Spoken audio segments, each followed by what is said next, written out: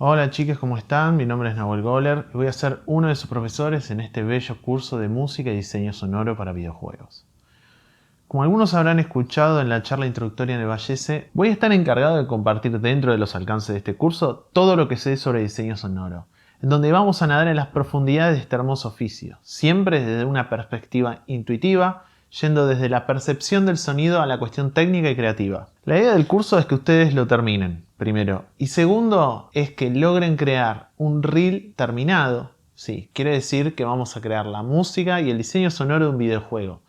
Desde lo conceptual, donde veremos las herramientas con las que contamos para diseñar y darle forma a nuestros assets, hasta la implementación de nuestras creaciones dentro de un middleware, donde podremos comunicarnos con el motor gráfico del videojuego y darle instrucciones de cómo, cuándo y por qué tiene que reproducir tal o cual sonido. Hay muchísimas cosas para ver, así que vamos a arrancar desde el principio. La percepción. ¿Alguna vez se pusieron a pensar cómo percibimos el sonido?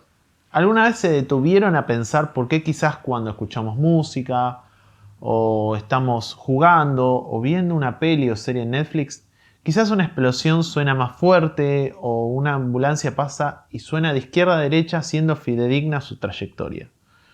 Bueno, lamento informar que todo esto es producto de su imaginación, ya que todo sonido es manipulado para recrear en nuestro sistema auditivo la idea de que ese evento sucede de esa manera. Sí, engañamos a nuestro propio cerebro para que crea eso y no crea que lo que sucede es simplemente un sonido generado por un parlante, el cual excursiona una membrana generando una superimposición de ondas en el aire que a través de una reacción en cadena átomos golpean a otros átomos y ese fenómeno físico se propaga en el aire llegando hasta nuestro oído, generando un fenómeno de conversión para que nuestro cerebro interprete esos datos y nosotros conscientemente percibamos un sonido real viniendo de una fuente real ubicada en nuestro espacio. Nosotros entendemos esto, quizás, más o menos, algo nos contaron en el colegio, pero escuchamos una ambulancia pasar como ahora.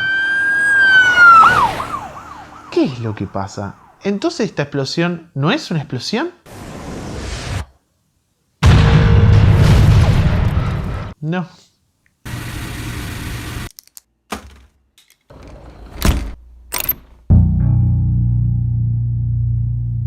¿Entonces este rayo láser letal en Halo no existe? No. Pero pese a la mala noticia que les doy, lo bueno de todo esto es que lo que queremos en este curso es que ustedes puedan engañar al espectador y generar estas ilusiones auditivas. Pero no solo por el acto mágico, sino para reforzar la narrativa del videojuego, para dar al usuario una experiencia inmersiva. No tienen que ser cosas súper complejas. Por ejemplo, imagínense el Minecraft con otra música, o los sonidos de las arañas, zombies y creepers. ¿Qué hubiese sido el juego? ¿Cómo construye en nosotros un significado ese sonido? ¿Por qué si nos encontramos cortando un árbol y escuchamos este sonido, nos pone los pelos de punta? A mí la barba, ¿no? Claro. Porque sabemos lo que va a pasar. Bueno, veremos cómo diseñando un sonido aportamos no solo un anclaje a lo visual, sino evocamos sentimientos y sensaciones al jugador. Le ofrecemos información, lo metemos en la trama, le damos un sentido de pertenencia. Y sobre todas las cosas, logramos el objetivo de brindar una experiencia sensorial increíble al transitar su juego favorito. Como dije antes, desde la música con Facu y desde el diseño sonoro conmigo. Así que una vez más, les doy la bienvenida a este curso. Sonido. Para entender los complejos mecanismos en los que opera el sonido y nuestra percepción, vamos a hacer una clasificación entre escucha objetiva y escucha subjetiva. ¿A qué nos referimos con esto? La escucha objetiva se da cuando un objeto sonoro de algún tipo emite un sonido. Ese sonido es percibido por nosotros. Vemos al objeto y escuchamos su consecuencia sonora. En ese momento podemos anclar la idea de que ese objeto o significante tiene su huella acústica, que sería el sonido que emite. El sonido es la consecuencia de la acción del objeto y nosotros almacenamos estos significados para poder identificarlos en el futuro. Imagínense que dentro de nuestra mente hay una biblioteca gigante llena de libros, donde cada uno representa un sonido y está etiquetado con el objeto que emite. ¿sí? Estamos alimentando nuestra biblioteca sonora constantemente, generando todos los días nuevos significados, es decir, nuevos libros que mantienen una coherencia entre la fuente y el sonido. Nuestra mente está tan acostumbrada a reconocer objetos sonoros en infinidad de situaciones, literalmente desde un concepto evolutivo, miles de años entrenándonos de esta manera, desde una necesidad de supervivencia hasta una cuestión cultural, con el consumo de contenidos audiovisuales. Así podemos decodificar un sonido que percibimos y convertirlo en un significado. Buscamos en nuestros archivos un sonido similar al percibido hasta encontrar un candidato. Una vez que encontramos ese parecido, le asignamos un significado. Esto suena a un reloj. Y esto suena a las aspas de un helicóptero. Ahora, ¿son parecidos? En cierto aspecto, capacidad sí. ¿Y ahora?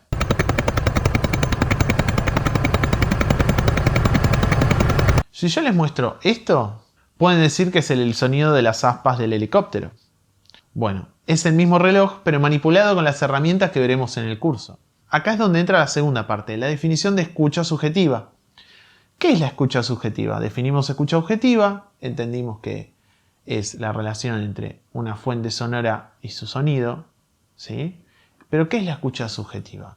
La escucha subjetiva tenemos tres actores, ¿sí? El oyente, que seríamos nosotros, tenemos al objeto sonoro o evento que es reproducido en este momento o lugar, y luego tenemos a la interpretación del oyente, es decir, la idea que nos hacemos del objeto sonoro que hemos escuchado. En este proceso se genera el significado del objeto sonoro. Volvemos al ejemplo anterior. Les comenté que nosotros estamos acostumbrados a guardar sonidos en nuestra mente y darles un significado. Esto suena a helicóptero y esto suena a reloj. Ok, pero ¿qué pasa si alguien manipula ese sonido, como yo hace un ratito, y lo hace parecerse a un helicóptero? No solo eso, sino que ancla ese sonido a una imagen o video. Ahí es donde entra la escucha subjetiva. Nuestro cerebro dice, este sonido se parece lo suficiente al sonido guardado como helicóptero y además sale del helicóptero. Bueno, ahí está la magia. Adelante nuestro no hay nada. Hay un monitor o una tele o un celular. Y lo que escuchamos son una sucesión de estímulos superimpuestos de presión de aire que impactan nuestro tímpano. O sea, en la realidad no hay absolutamente nada, todo es construcción. Es pura escucha subjetiva, nuestra mente es engañada constantemente. Todos estamos afectados por este fenómeno. Por ejemplo, el sonido de un golpe en las películas de karate. ¿Es verosímil? ¿Así suena una trompada? No, la idea es darle un peso dramático a ese golpe y que parezca aún más poderoso de lo que fue. Da un refuerzo narrativo, un simple sonido a puñetazo. Así de poderoso es el diseño sonoro. ¿Sí? Pero nosotros, escuchando ese sonido de golpe falso, fuera de contexto, lo reconocemos como un golpe. ¿Sí? Ya tenemos una construcción de ese significado, aunque no sea real. Como dije antes, nuestra mente es engañada constantemente y está acostumbrada a nivel cultural a construir significados de esta manera prácticamente desde nuestro nacimiento. Desde el primer juego de la historia hasta los juegos AAA de hoy en día.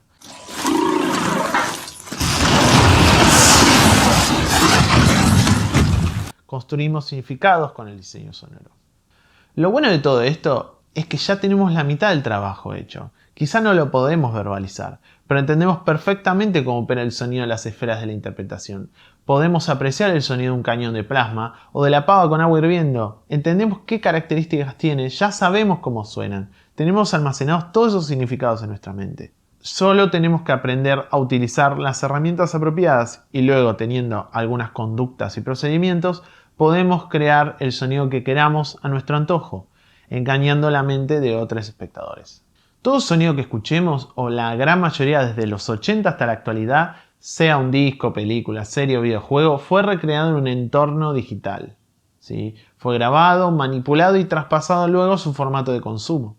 Nada de lo que escuchamos es verosímil. Todo es interpretado, decodificado por nuestra mente y almacenado en su gran librería de sonidos. Ahora volviendo al entorno digital. ¿A qué me refiero con esto? El entorno digital es el soporte donde almacenamos, editamos y procesamos los sonidos que previamente capturamos del mundo real. Luego convertimos en datos, ceros y unos, y reinterpretamos dentro del entorno digital obteniendo la captura del sonido. Como si fuese el paralelo a filmar un video con el celular de un hecho real. Tenemos la captura de ese evento en formato digital. ¿Cómo llega el sonido al entorno digital? ¿Es magia? Porque yo hablo al teléfono, mando un audio por WhatsApp y ya está. Listo. Ya se encuentra almacenado en la Matrix. Bueno, antes de almacenarlos necesitamos capturarlos. Los sonidos no llegan a la computadora por un acto mágico. Necesitamos herramientas y un procedimiento. Debemos comprender que esto es logrado principalmente por la existencia de dos componentes esenciales, los transductores y los conversores. ¿Qué son los transductores? Los transductores son componentes especializados en convertir energía acústica en energía eléctrica y viceversa. ¿Se acuerdan cuando antes en la clase hablamos de cómo el oído transforma esas ondas en el aire en información para nuestro cerebro? Es el mismo principio. Básicamente se trata de una membrana, la cual al recibir un impulso, o como dije previamente, una superposición de ondas de aire, es excitado y genera un movimiento simpático. Igual que nuestro tímpano. Luego, lo que sucede es que mediante la interacción de una bobina enrollada, la cual es rodeada por un campo magnético, genera pequeñas ondas eléctricas que mantienen una relación analógica de intensidad y frecuencia con el movimiento de la membrana. Esas ondas eléctricas viajan hasta un preamplificador a través de un cable, ¿sí? El cual les da mayor ganancia para que posteriormente puedan ser procesadas. Un parlante funciona de la misma manera, ¿sí? Pero de forma inversa. Lo que hacemos es que mediante un amplificador inyectamos ondas eléctricas que representan analógicamente al sonido, en amplitud y frecuencia. Estas ondas llegan a la bobina, la cual se polariza magnéticamente por el efecto de la electricidad que la recorre. Esto genera una interacción con el campo magnético en el que se encuentra, es decir, los imanes que la rodean, las cuales no cambian de polaridad. Y sabemos lo que pasa entre los imanes, dependiendo de su polaridad, pueden atraerse o repelerse. Esta interacción entre el campo magnético constantemente cambiante de la bobina y el flujo magnético en el que se encuentra sumergido genera que sea atraída o repelida por la acción de ese magnetismo, ¿sí? Esa bobina está unida a la membrana, igual que el micrófono, la cual se mueve en concordancia. Y así, al moverse la membrana, o cono como la conocemos, empieza a generar impulsos que viajan a través del aire y llegamos a captar con nuestros oídos como sonido. Pará. ¿Vos me estás diciendo que si yo agarro y conecto un parlante como micrófono y le hablo o genera algún sonido, funciona como micrófono? Sí, incluso marcas como Yamaha comercializan soluciones basadas en este principio. Vende un micrófono creado para uso específico en bombos de batería, que básicamente es un parlante utilizado como un micrófono. Hagamos un breve experimento. Hola chicas, ¿cómo están? Bueno, lo voy a hacer así muy rápido e instantáneo. Estoy grabando con el celu para mostrarles rápidamente todo en tiempo real, para que vean que no hay truco. Lo que vamos a hacer es comprobar que un micrófono, tanto como un auricular, tienen el mismo principio de funcionamiento, nada más que invertido, ¿sí? Ambos pueden funcionar como el otro. ¿Sí? Un micrófono puede funcionar como un parlante y un parlante puede funcionar como un micrófono, ya que ambos tienen el mismo principio de funcionamiento. Estoy hablando en caso de micrófonos dinámicos o parlantes dinámicos. Hay otros tipos que no nos vamos a meter, electrostáticos. Hay un montón de diseños, ¿sí? Pues vamos a demostrar esto. En la mano tengo un SM58 con un montón de rock and roll, el cual está enchufado con un cable, ¿sí? Hasta la placa de audio. Ahora se las muestro. Ok, pueden ver ahora que tengo el micrófono en la mano. Está conectado el rollito de cable que va hasta el conector que ingresa a la placa de audio, ¿sí? Y pueden ver que si yo hablo al micrófono, se ve como la señal llega a la placa de audio, ¿sí? Y en el programa de grabación podemos ver que la señal llega. Podemos comprobar fácilmente que si yo hablo, estoy grabando el audio, ¿sí? Ese audio lo pueden escuchar ahora mismo en tiempo real. Bueno, ahora vamos a hacer lo mismo con el auricular. Ok, chiques, ahora tengo en la mano los auriculares. Estos son los Beyer Dynamic TT880 Pro, con un montón de rock and roll, como pueden ver también, porque tienen mucho trabajo encima. Y lo que vamos a hacer es hablarles, ¿sí? Acá adentro, a ver si puedo así, hay un parlante muy grande, mucho más grande que el parlantito que tiene quizás el micrófono adentro. Yo voy a hablarle y vamos a grabar el audio, ¿ok? Bueno, el mismo principio, tengo los auriculares, aquí los pueden ver en tiempo real, no estoy mintiendo. Y acá ven el cable y donde lo enchufé, en vez de a la salida de auriculares, que sería esta, lo enchufé a la entrada de micrófono, ¿sí? Ok, si yo le hablo, pueden ver que... Hola, Hola, hola, hola. Estaría sonando y si yo hablo, pueden ver cómo el audio ingresa a la placa de audio y se graba en el software.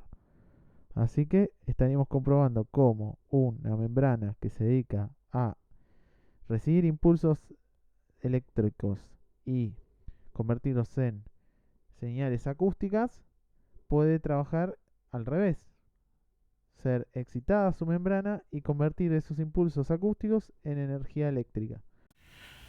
Así que bueno, gracias por venir y ahora seguimos con el video.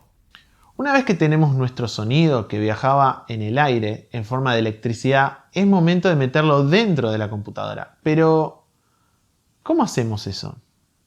¿Se acuerdan que dije que nos manejamos en un entorno digital, no en un entorno eléctrico? Bueno, de cierta manera sí. Es una mezcla de varios mundos. Tenemos el entorno físico, nuestra realidad donde el sonido se propaga en el aire. Tenemos luego su análogo en forma de electricidad, donde el sonido se representa en ondas eléctricas alternas, que al igual que en el aire, donde tenemos zonas de mayor presión y otras de menor presión, en el mundo eléctrico tenemos ondas con una fase positiva y una fase negativa, pasando por una fase neutra. ¿Sí?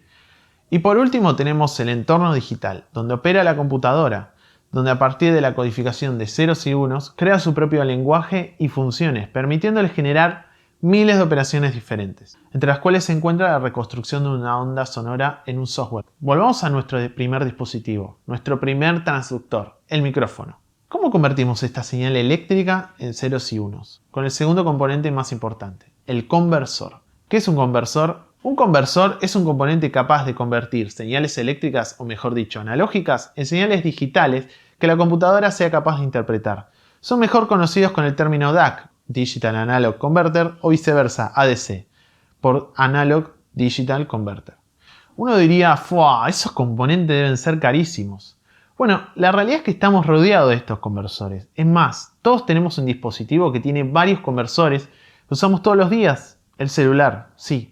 El celular tiene un micrófono, o como aprendimos, transductor, que convierte las señales acústicas en eléctricas y tiene un conversor que convierte esas señales en digitales. Así podemos mandar mensajes por WhatsApp, hacer llamadas, utilizar la grabadora de sonido, etcétera, etcétera, etcétera. Quizás sea nuestra herramienta principal para el curso. No necesitamos gastar gran cantidad de dinero. Podemos grabar nuestros sonidos hoy. Está todo en nuestro bolsillo. Volviendo a la cadena de audio, que es como vamos a llamar al recorrido de una señal que existe en nuestro plano de realidad hasta su llegada al entorno digital dentro de la computadora. Hagamos un repaso. Tenemos la señal en sí misma, luego esa señal acústica llega a nuestro micrófono, el cual transduce esos estímulos en señales eléctricas, las cuales son analógicas, es decir, una representación 100% fidedigna de su contraparte, pero la cual se maneja en un entorno eléctrico, con ondas de voltaje muy pequeño. Luego llega nuestro preamplificador, el cual tiene como misión principal, sin entrar en gran detalle, aumentar el volumen de las mismas, para luego pasar a un conversor que recibe la señal eléctrica y la convierte en digital, es decir, en ceros y unos, para ser interpretada en el entorno digital. ¿Okay?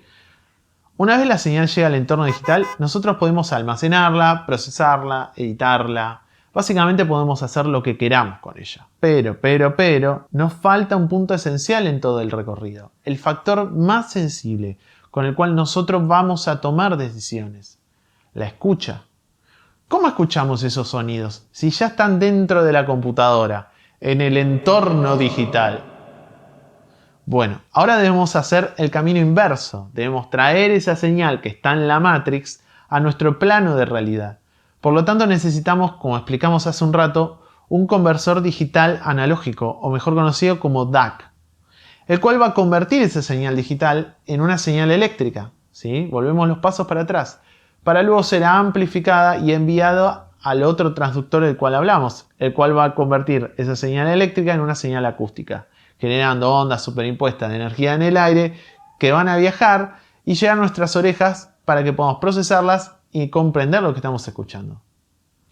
¿De qué transductor estoy hablando? Del parlante, ¿sí? Son nuestros dos traductores. Están al comienzo y al final de la cadena de audio. Sé que soy repetitivo, pero saben dónde tienen un DAC, ¿no? ¿Vieron cuando escuchan un video en YouTube? O quizá un tema en Spotify. O también escuchan un mensaje en WhatsApp. pueden estar utilizando el parlante integrado del celular o su salida de auriculares. Bueno, ahí tienen un DAC en su bolsillo, accionando toda esta cadena de procesamiento constantemente. Todo con su celular. Recapitulando un poco entonces, hagamos un repasito, lo vemos de vuelta. Sé que son muchos conceptos, pero los vamos a ir diseccionando de a poco.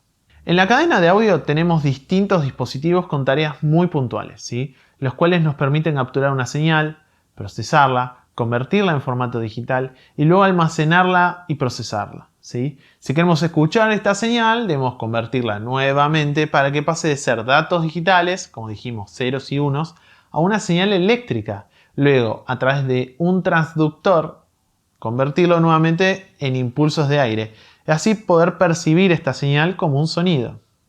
¿Qué herramientas existen en el ámbito profesional para realizar todas estas tareas? Bueno, empezando por los transductores, es decir, los micrófonos. Vamos a hacer un repasito de los micrófonos más utilizados, ¿sí? Micrófonos hay de muchas clases. Tenemos dinámicos, condenser, de carbón, electret, de cinta, de cristal, de plasma. Son infinitos los diseños que el humano ha creado en el tiempo. Pero vamos a enfocarnos, como dije, en los diseños más utilizados. Los micrófonos dinámicos, los cuales funcionan como expliqué en el principio, ¿sí? Tienen la misma lógica que un parlante, pero al revés. Cuentan con una cápsula móvil, la cual vibra simpáticamente con las imposiciones de presión de aire que se producen por la proyección del sonido desde su fuente. Por ejemplo, la bocina de un auto, ¿sí? Esa cápsula es una membrana que está sujeta a una bobina, ¿sí? Esa bobina se encuentra en interacción con un campo magnético permanente. Al moverse la membrana, se mueve la bobina, generando un cambio en el campo magnético y así generando ondas eléctricas que se condicen con la fuente que generó esa vibración, ¿sí? Es su análogo, como dije antes. También tenemos otros tipos de micrófonos, los cuales se usan más comúnmente en estudios. Sobre todo los vemos en los videoclips cuando un cantante está grabando, como este, o este, o este. Esos micrófonos se llaman condensers, ¿sí? Tienen otro tipo de funcionamiento. También tenemos una membrana móvil que reacciona a las ondas de presión de aire que la golpean, es decir, vibra, ¿sí? Pero detrás tiene una placa fija que se le aplica a ambas placas una tensión polarizadora, es decir, le aplicamos corriente continua y estable a ambas placas. Cuando la placa móvil vibra, varía la distancia con la placa fija, ¿sí? Generando una diferencia de tensión. Estos micrófonos son súper sensibles, captan absolutamente cualquier tipo de señal, por más mínimo que sea, y tienen una gran respuesta en frecuencia, pudiendo igualar o superar la escucha humana. ¿Vieron que hablé de una tensión polarizadora? ¿Qué es eso? Bueno, básicamente es un voltaje que se le aplica a la placa del micrófono llamado Phantom Power, y lo van a encontrar en varias placas de sonido como un switch o botón que tiene escrito 48V, que es el voltaje que se le aplica. Hay otros tipos de condenser de menor calidad llamados electret, los cuales también funcionan de la misma manera, pero se encuentran prepolarizados o a veces utilizan una pila para polarizar las placas, ¿sí? Esto se usa más comúnmente en aparatos de consumo como cámaras, computadoras, celulares o incluso el micrófono que estoy usando yo ahora. Creo que la mejor forma de entender cómo un micrófono transforma el sonido que viaja en el aire en electricidad es dando el paralelismo con la imagen. Imagínense que están en un evento, en una fiesta, algo que quieran filmar, un cumpleaños, ¿sí? Y está pasando esa realidad delante de sus ojos y ustedes la quieren capturar. Sacan su celular y filman, ¿sí? Ahí les queda una representación de ese momento de realidad que vivieron en su celular, en formato digital. En la antigüedad no existía formatos digitales para almacenar, sino que se grababa en film, en cinta. Sus padres quizás tienen alguna cámara vieja, mini DV, que igual es un formato digital, o algún tipo de cámara más antigua. Eso es una representación analógica. No está reinterpretada en datos y reconstruida en un entorno digital, sino que es una impresión, es un análogo de esa situación. Piensen en la electricidad de esa manera. Es como una analogía de lo que pasa en nuestro mundo real, en nuestro contexto. De presión de aire lo convertimos en electricidad. De una imagen, de un momento, lo convertimos en una foto impresa. Y después lo que podemos hacer es esa foto, imprimirla o agarrar esa foto y escanearla y convertirla en una foto digital. Ahí sería la conversión al entorno digital, como dije antes, a través de los DACs. Eso sería como un paralelismo que por ahí les sirve para ver el camino que hace una señal hasta llegar a nuestra computadora o nuestro celular para poder ser reinterpretada, o procesada, o editada, o almacenada, etc. Ya hablé de micrófonos, ¿ok? Ya vimos los distintos tipos, los más comunes utilizados. Ahora tenemos que hacer que esa señal que entra al micrófono, ¿sí? Como este micrófono que yo tengo acá, ¿sí? Este famoso, legendario SM58, una vez que nosotros recibimos la señal y el micrófono hace su trabajo en generar la señal eléctrica, ¿sí? Acá pueden ver, tenemos unos pines, yo después voy a hacer una toma de esto. A partir de ahí tenemos que hacer que esa señal abandone el micrófono y viaje hasta nuestra interfaz de sonido. Pero lo que tenemos que lograr es que esa señal llegue de la mejor manera. ¿Cómo hacemos? A través de cables balanceados. ¿Qué es un cable balanceado? Un cable balanceado es básicamente un cable con 3 pines, con 3 cables que representan, uno, la señal exactamente como la membrana la convirtió en eléctrica. Luego tenemos la misma señal dada vuelta en fase, ¿sí? Antes la señal era así y ahora es así. Eso viaja por 2 cables. Y el tercer cable sería el cable de la masa. Bueno, ¿qué pasa? Estas señales son muy chiquitas, como dije antes, pero tienen que viajar a través del cable y los cables tienen un problema. Los cables se comportan como antenas. Quizás tuvieron la posibilidad en algún momento, los que son más grandes, habrán visto que antes había radios que tenían, vos le enchufabas un cablecito que usaba de antena. Quizás algunos habrán visto. Incluso los celulares que tienen radio FM, la antena funciona cuando enchufamos el cable del auricular. Utiliza el cable del auricular como antena. Es un tipo de comportamiento que tienen los cables. Entonces son muy permeables a las ondas RF, las ondas EMI, las ondas de radio, de celulares, que andan circundando por todos lados, adentro de nuestra casa, afuera, por todos lados. Está lleno de antenas. ¿Cuál es el problema? Que puede contaminar nuestra señal, que ya viene en un volumen muy bajo. Lo que hacemos es utilizar un principio de preamplificación diferencial. Cuando llega a la placa de sonido, la señal a través del cable, ahí llega un preamplificador, como les dije antes, que se encarga de aumentar la amplitud de la señal que viene muy baja. Pero si esa señal viene contaminada con radio, aumentamos la señal y la radio. ¿Cómo sacamos la radio acá? Bueno, ¿se acuerdan que dije que venían 3 señales a través del cable balanceado? Ok. Lo que hace el preamplificador diferencial básicamente es agarrar una de las señales que viene dada vuelta en fase e invertirla para que sume. ¿Ok?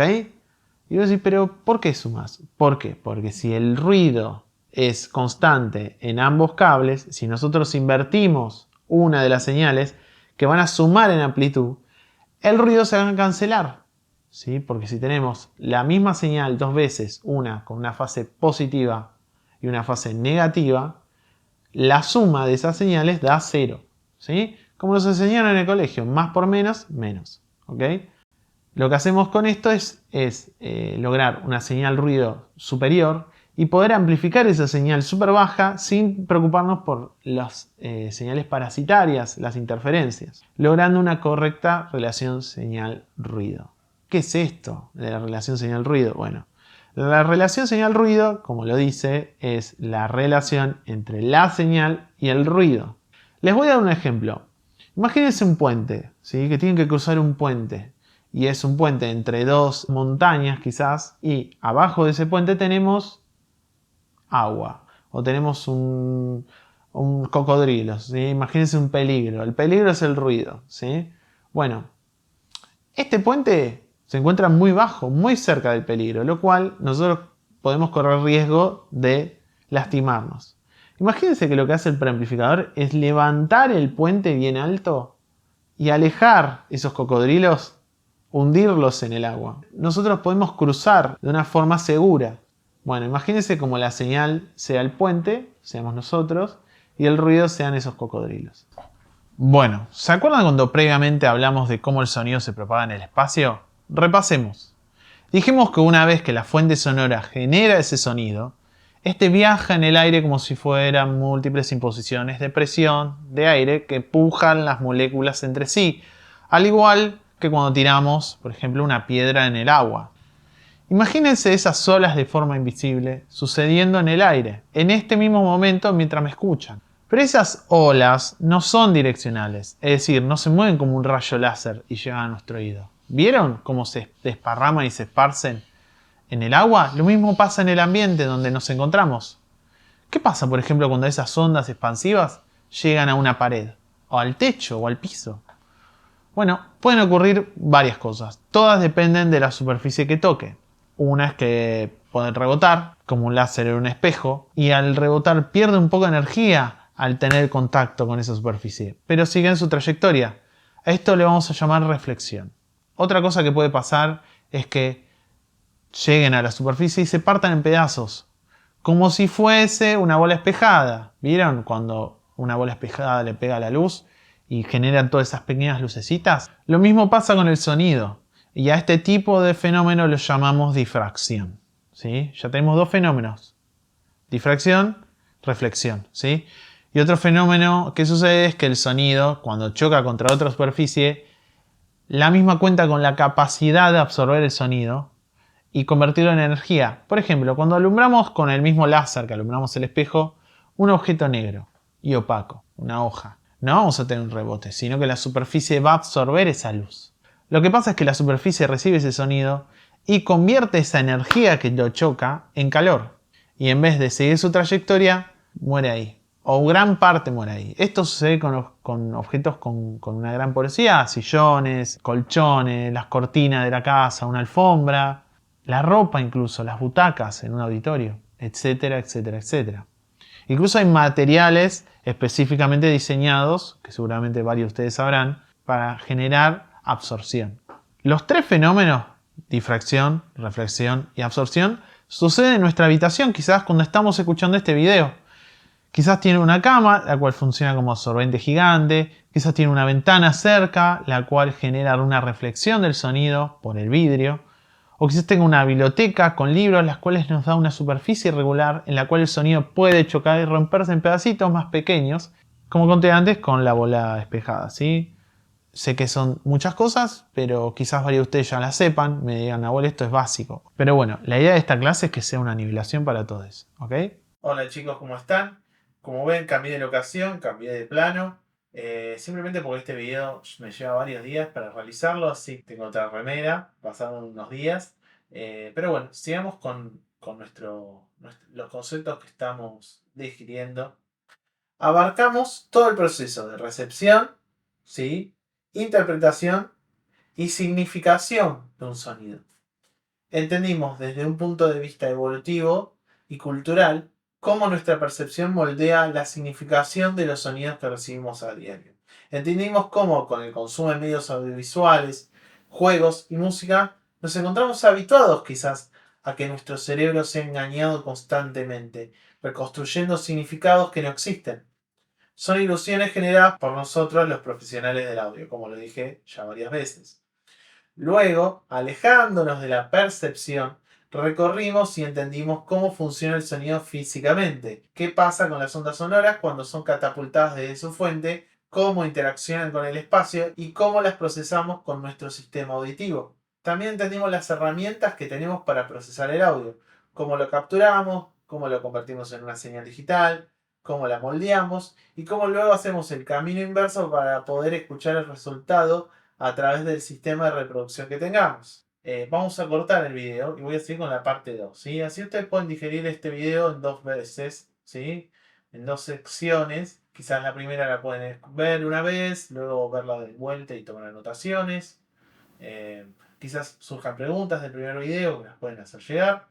Si tienen dudas, preguntas, correcciones, nuevas ideas o tópicos que quieran discutir, tienen en el campus la posibilidad de escribirme personalmente y yo feliz estaré de tener una ida y vuelta con ustedes. Además, me encantaría conocerlos y si quieren presentarse brevemente en el foro, me haría muy feliz. Ahora sí, me despido de esta hermosa clase esperándolos ansiosos para la próxima. Los veo en la segunda parte.